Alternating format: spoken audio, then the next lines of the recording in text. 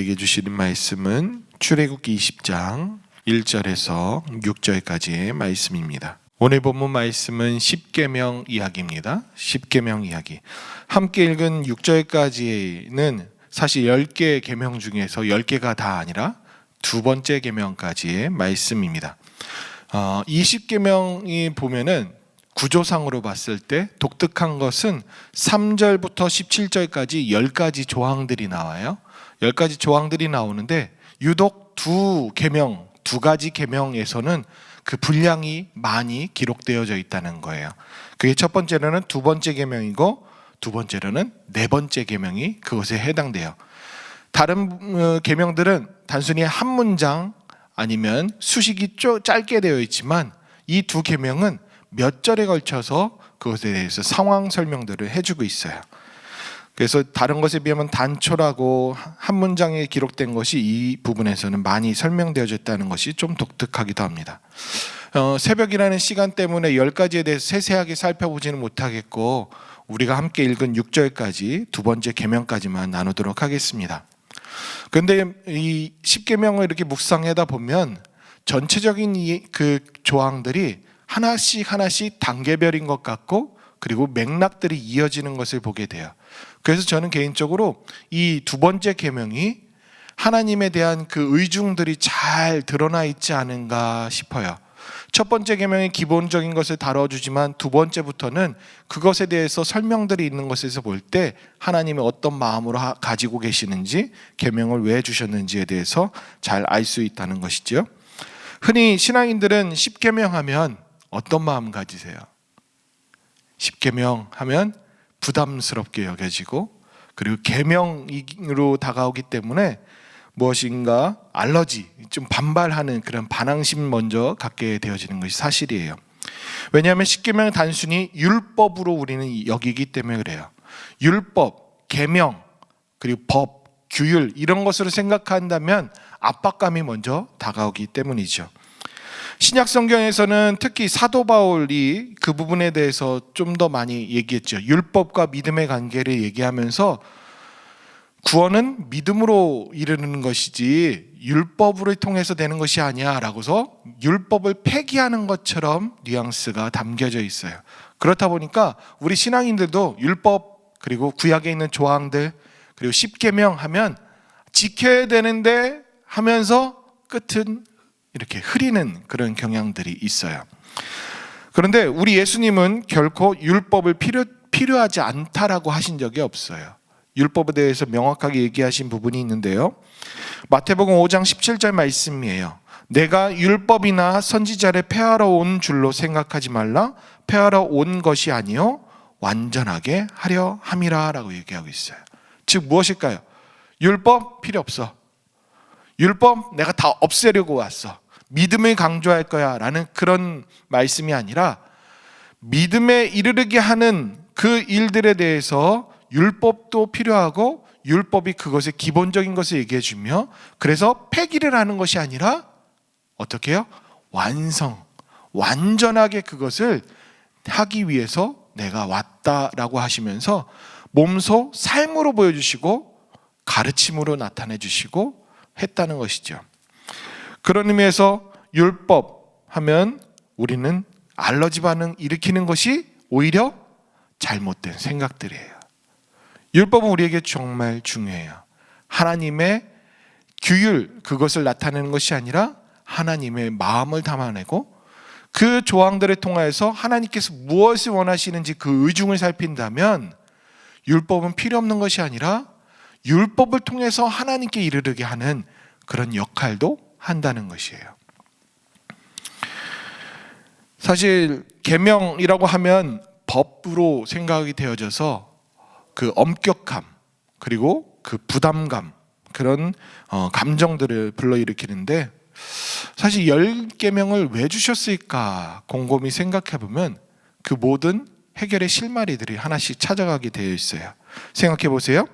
우리 하나님께서 10가지 조항을 주시고 그 10가지 조항을 주시기 위해서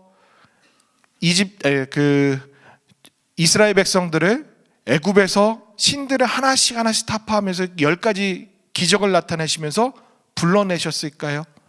구원하신 걸까요? 그냥 단순히 10가지 이 조항 지켜, 그래야지만 내 백성이야 라는 것을 강조하기 위해서.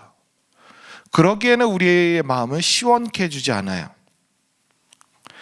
제가 만약 재밌는 생각도 해봤어요. 제가 만약 신이라면 저는 10가지가 아니라 수백 가지, 아니 수천 가지, 수만 가지를 만들 것 같아요. 왜요?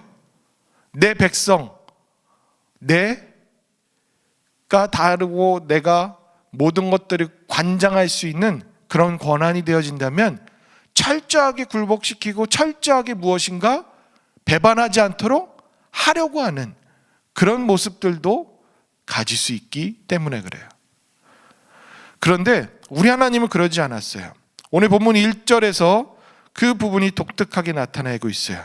우리 하나님은 10가지 계명을 주시면서 만족하신 것을 보게 돼요. 1절 한번 보실까요?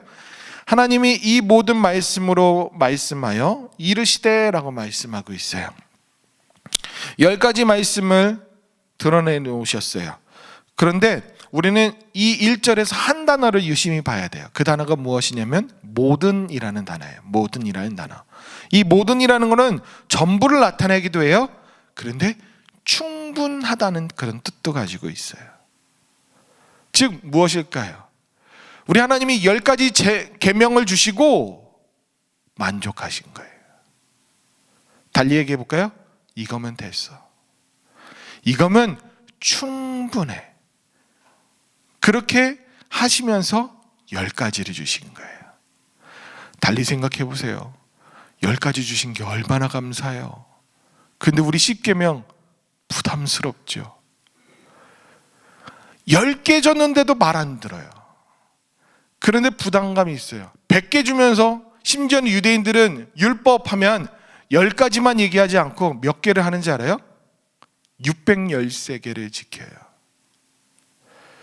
그러면서 그걸 가지고서 구원에 이르려고 철저하게 지키고 문자적인 의미에서 지키고, 아니 이걸로도 해결이 안 되니까 또 그것에 대해 탈무드라고 해서 더 설명되어지는 그런 해설들을 더 붙여갖고 역사 가운데 쌓여져서 그걸 지키려고 노력하는 자들이 유대인들이에요. 단순히 그 모든 것들을 무엇으로 여기냐면 조항 정도로 여긴다는 거예요.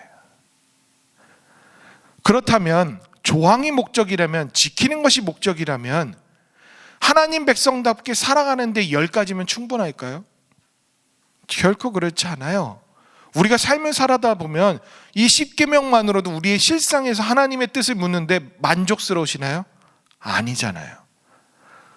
그래서 목회자들한테, 그리고 말씀 찾으면서 하나님의 음성을 듣고 하나님의 뜻을 알고자 내가 무엇인가 기로에 있을 때 항상 기도하려는 마음으로 그때 주시는 말씀으로 우리의 삶을 선택하려고 하잖아요. 왜요?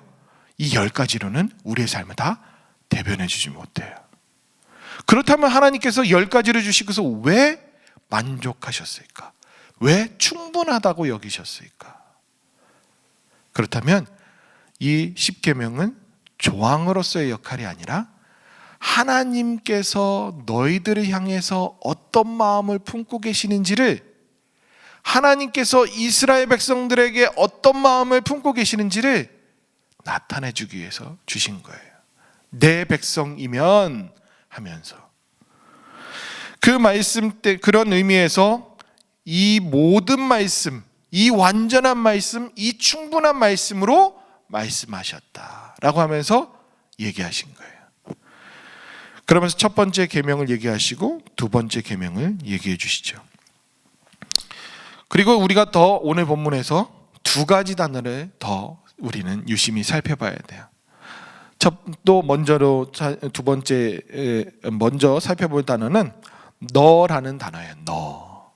계속 말씀 가운데 보면 너 이렇게 표현하고 있어요.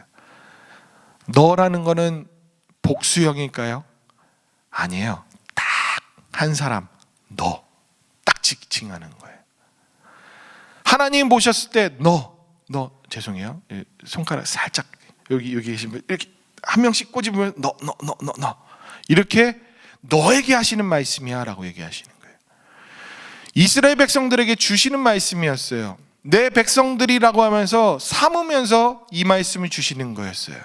그러면 너희라고 하시는 게 맞겠죠. 근데 너라고 하세요. 이 말은 뭘까요? 너희라고 했을 때 불분명함, 그리고 그 안에서 군중에 숨어서 태만하거나 기만하려고 하는 그 모든 여지들을 다 없애버려요. 하나님께서는 우리 각자에게, 나에게 주신 거예요. 그러면서 연애 편지처럼 너에게 얘기하는 거야 라고 하시는 게 바로 이 십계명이에요. 사실 십계명 하니까 자꾸 조항들이 생각나서 학자들은 말을 어떻게 바꾸는지 알아요? 근거 있게 바꿨어요.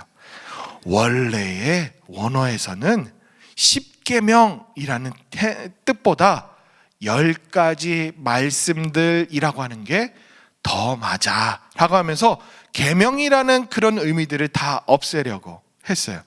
근데 사실 그게 맞아요. 10가지 말씀들이 우리가 읽은 이 십계명이라고 하는 이 10가지 말씀들이에요. 그리고 또 한 가지 우리가 유심히 봐야 될 것은 5절에 나타나 있는 질투하는 이에요. 질투하는. 이 질투한다라는 것은 우리가 감정적인 부분에서 부정적일 때 써요. 그럴 때 많이 써요. 질투하면은 긍정적인 생각이 드세요? 근데 부정적인 생각이 더 들어요. 연인과의 관계에서 배반, 배신, 그런 상황에 질투하는 그런 마음들이 쓰여지죠. 그런데 이 단어가 다른 의미들을 살펴보면 단순히 부정적인 의미를 나타내지 않아요. 이 단어는 열심을 내다 매우 열성이다라는 뜻을 가지고 있어요. 즉 질투할 만큼 사랑하는 거예요. 질투할 만큼 마음을 쏟는 상태를 얘기해줘요. 그렇다면 질투하는 하나님은 매우 열성적으로 힘쓰시는 하나님, 매우 열심을 내시면서 애쓰시는 하나님의 의미를 담고 있는 거예요. 질투하시는 하나님, 거기에서 우리 하나님의 본성, 하나님의 마음을 우리는 알 수 있죠. 무엇에 열성적이실까요? 한번 보실까요? 오늘 본문 5절 말씀 보시면 내 하나님 여호와는 질투하는 하나님인즉 이라고 말씀하고 있어요. 이걸 달리 표현하면 내 하나님 여호와는 아주 열심인 하나님이다. 아주 열성적인 하나님이다 라는 거예요. 근데 무엇의 열성일까? 4절 말씀부터 한번 보실게요. 너를 위하여 새긴 우상을 만들지 말고 또 위로 하늘에 있는 것이나 아래로 땅에 있는 것이나 땅 아래 물속에 있는 것에 어떤 형상도 만들지 말며 그것들에게 절하지 말며 그것들을 섬기지 말라. 나 내 하나님 여호와는 질투하는 하나님인즉 나를 미워하는 자의 죄를 갚되 아버지로부터 아들에게로 3, 4대까지 이르게 하거니와 나를 사랑하고 내 계명을 지키는 자에게는 1000대까지 은혜를 베푸느니라. 하나님 무엇에 열성적이십니까? 여기에서 뚜렷하게 나타난 것은 인간이 아니라 하나님이에요. 나는 질투할 만큼 열성적인 하나님이다. 나를 사랑하기 때문에 질투한다. 즉 무엇을 섬기거나 어디에 마음을 뺏겼을 때 그러신다고요? 우상을 만들 때. 그것도 누구를 위해서? 우리를 위해서. 인간, 나를 위해서 우상들을 만들 때. 그 어리석음을 나타낼 때 우리 하나님은 질투하신대요. 여기에서 열성적인 것은 하나님 자신을 위해서 열성적이세요. 그런데 하나님 자신을 위해서 열성적이라는 그것이 이기적이다? 아니에요. 개인적이다? 아니에요. 하나님께서 이스라엘 백성들을 구원하신 이유, 우리를 구원하신 이유, 믿는 자들에게 믿음을 주시고 구원을 허락하시는 이유가 무엇일까요? 하나님 안에서 누리는 그 풍성함을 누리게 하시기 위해서 자신만 누리는 것이 아니라 그 만드는 피조물에게까지도 그것을 누릴 수 있도록 베풀기 위해서, 은혜를 베푸시기 위해서 하셨다는 거예요. 그게 여기에 또 숫자적인 개념으로 나오잖아요. 계명을 지키지 않아? 죄를 지었어? 그러면 3대, 3, 4대까지. 그런데 어떻게 해요? 사랑을 하고 계명을 지키는 자들에게는 1000대까지래요. 이게 비교가 안 되잖아요. 그건 뭐겠어요? 내 이놈하고 벌을 내리는 게 하나님의 목적이겠어요? 아니에요. 내 풍성함을 누려라. 내가 줄 수 있는 것을 누려라. 나만이 할 수 있는 것을 누려라 하는 것이 바로 하나님 마음이세요. 그 마음을 얼마만큼 열성적으로 하시니 질투하실 정도래요. 그러면 오늘 이 십계명이 부담스러운 것이 아니라 뭐예요? 내게 주시는 연애 편지예요. 나 너를 이만큼 사랑해. 나 너를 이만큼 열성적으로 돌보고 있다. 이 십계명에서 2절 말씀을 우리가 생각하고 1절부터 살펴보시면, 아, 그래서 이 말씀을 주시는구나. 그래서 10가지만 주셨구나. 이것까지도 우리는 이르를 수 있어요. 하나님은 우리에게 질투를 느끼시는 게 아니라 우리가 다른 것에 사랑할 때 질투를 느끼신 만큼 우리의 온 마음과 온 힘과 애정을 담으시는 분이세요. 우리는 그런 존재, 그런 은혜를 입고 살아가는 자들이에요. 그런데 4절에서 뭐라고 얘기해요? 그 모든 일들이 펼치셨고 기적을 펼치시고 인도하셨는데 자기를 위해서 산대요. 인간은 답이 없죠. 그러면서 자기를 위해서 뭐를 한대요? 우상을 만든대요. 보이는 것을 하나님이라고 여기면서 하는 그 어리석음, 인간을 신이라고 하면서 빠져드는 그 사이비 종교에 현혹된 자들, 저는 이해가 안 돼요. 천안에서 저 사역할 때요, 그 통일교 재단인 선문대가 있거든요. 와, 거기도 공부한 사람도 꽤나 많으신 분들이 거기 부임해서 이제 교수 생활 하시고 그래요. 그런데 이해가 안 되는 게, 그렇게 똑똑하고 정말 공부 많이 했다는 사람들이 왜 그걸 분간 못할까 싶어요. 그리고 사이비에 빠지신 분들 뭐 이런저런 할 때 거기에 공부 안 한 사람들이 있겠어요? 내놓으라 할 만큼의 직업과 그런 지식과 그 모든 것들을 가진 사람들이 빠져들어요. 지성인의 산물이라고 하는 대학생들, 거기가 제일 많아요. 몸도 바쳐요. 마음도 바쳐요. 이해를 못하겠어요. 지성이 있고 지식이 있고 알 만큼 알으면 분간을 할 수 있어야 하는데 그걸 못해요. 그게 인간이에요. 그게 인간이에요. 그걸 그대로 고스란히 얘기해 주는 거예요. 우리가 그냥 우리는 안전하다 싶은 마음으로 그런 어리석은 사람들을 보면 이해가 안 되죠. 그런데요, 실상에서 우리를 스스로 돌이켜 본다면 어때요? 여러분들 보이지 않는 하나님에 대해서 열정적이십니까? 아니면 이 땅에 살아가기 위해서 열정적이십니까? 우리가 애쓰는 것이 하나님을 위해서가 많습니까? 아니면 나를 위해서가 많습니까? 남 얘기가 아니에요. 우린 그런 자들이라니까요. 그런데도 우리 하나님은 열성적으로 우리를 사랑하신대요. 오늘 어찌 살아야 될지 나오시죠. 십계명, 이걸 어떻게 지켜 하는 것이 아니라, 이 정도는 당연히 지켜야지 하는 것으로 마음이 바뀌실 수 있을 거예요. 말씀의 수많은 말씀들이, 세상 물정 몰라서 그래, 어떻게 이걸, 지금 시대가 변했어, 이런 말 우리에서는 전혀 나올 수 없는 말들이에요. 하나님의 마음을 알고 하나님께서 왜 우리에게 법조항같이 이 말씀들을 주시면서 왜 우리들이 이끄셨는지 그것을 이해한다면 우리는 하나님 앞에서 당당할 수 없어요. 오늘 저와 여러분들이 이 엄숙한 마음으로 살아내시면 어떨까요? 하나님 나를 그 정도로 사랑하시네요. 우리 이렇게 해서 여러 사람 중에 한 사람이 아니라 콕 집어서 너를 위한 말씀이야 라고 얘기하신 것처럼 여러분들 각자에게 하시는 말씀이에요.